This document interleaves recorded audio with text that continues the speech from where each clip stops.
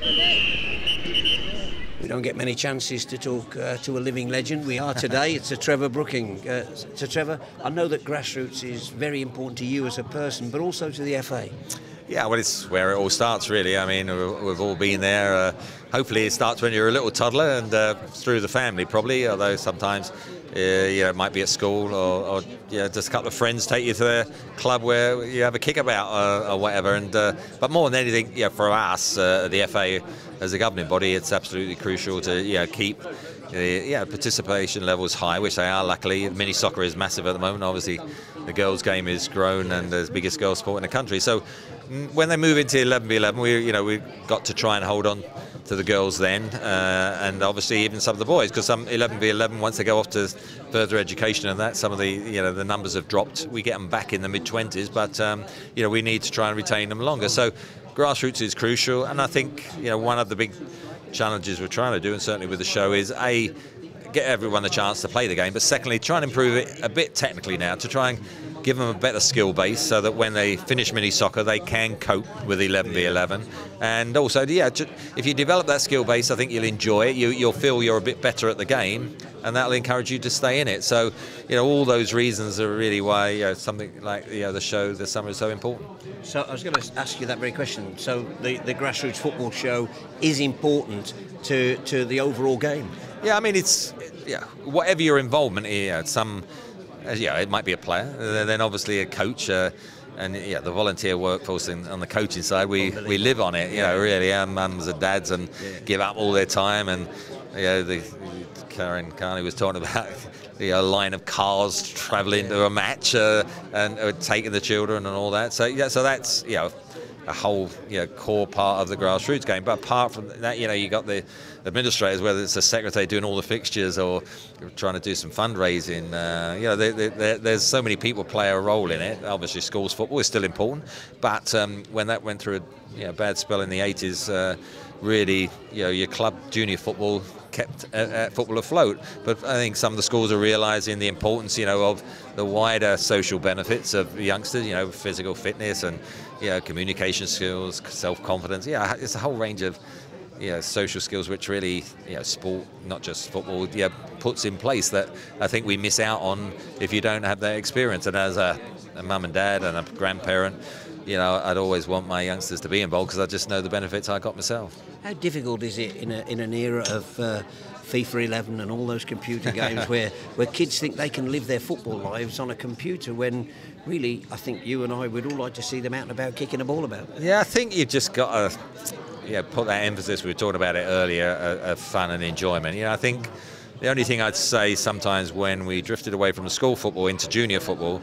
some of the dads in particular take it too serious. They run it like a Premier League team. They must win. They've got to be top of the table. And we, funnily enough, did a survey as part of our youth development review, and they asked thousands of youngsters 16 questions about why do they get involved in the game, and a variety of things. Having a kick out with mates, make friends, like to win trophies. These are all the questions they were asked, and it was really interesting. Out of the 16, they were asked to list them 1 to 10. So number 1 was your favourite, and 10.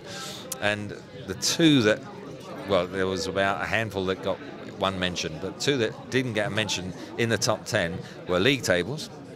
And because a lot of the youngsters didn't even know when they were asked where you, I don't know, and they didn't know where they were in the league table. So all these and winning trophies didn't bother. They weren't in their top 10. Just to play. And yet it's just the mums and dads, dads in particular. They just are assessed. And they said, funny enough, is there any embarrassment? He said, I'm really embarrassed if my mum and dad shout out from the touchline. I wish they'd go away. And the little things on a little survey, it was absolutely so informative that we have to really provide what the youngsters want, and they don't want the aggravation and the hassle too young in their learning lives of football. So could it be inhibitive? I mean, when somebody's putting pressure on you and shouting at that age, when really you should just be touching the ball and enjoying it. Yeah, I think also it takes away a key part of football, which is your decision making. Yes.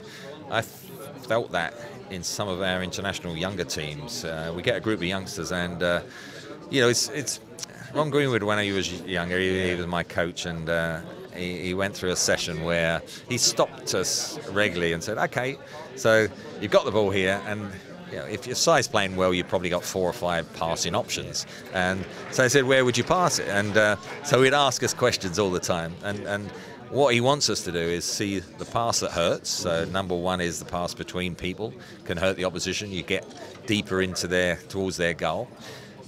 Are those passes on?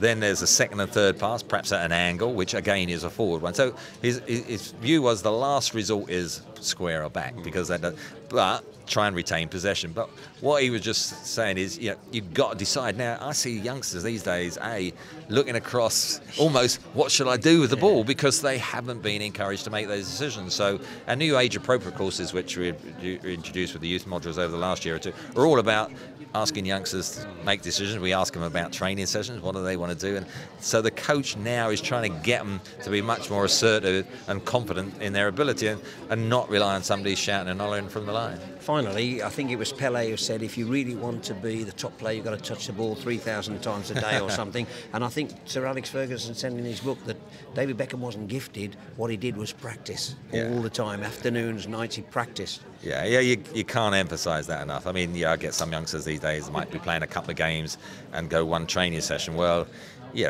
when you're playing a match, you play within yourself because you're scared to make mistakes in case somebody shouts from the line. So, if you're only practicing, once a week, you've got no chance really of developing the skill base. So what we want is when the ball comes on its way to you when you're playing mini soccer, you should be thinking, what am I going to do with this when I get it under control? Okay. 90% of the youngsters are thinking, can I get this under control? You shouldn't even have a question of that, whether it comes bouncing high. You should be able to instantly control the ball, and that means practicing whacking it against the ball, against the wall, twisting, turning, just getting that confidence so that you have that instant first touch, as we call it, and then you've got a real chance of playing the game. But it doesn't just happen. It's almost like using your bad foot as well, your left foot. They're the key areas I think we've got to work on.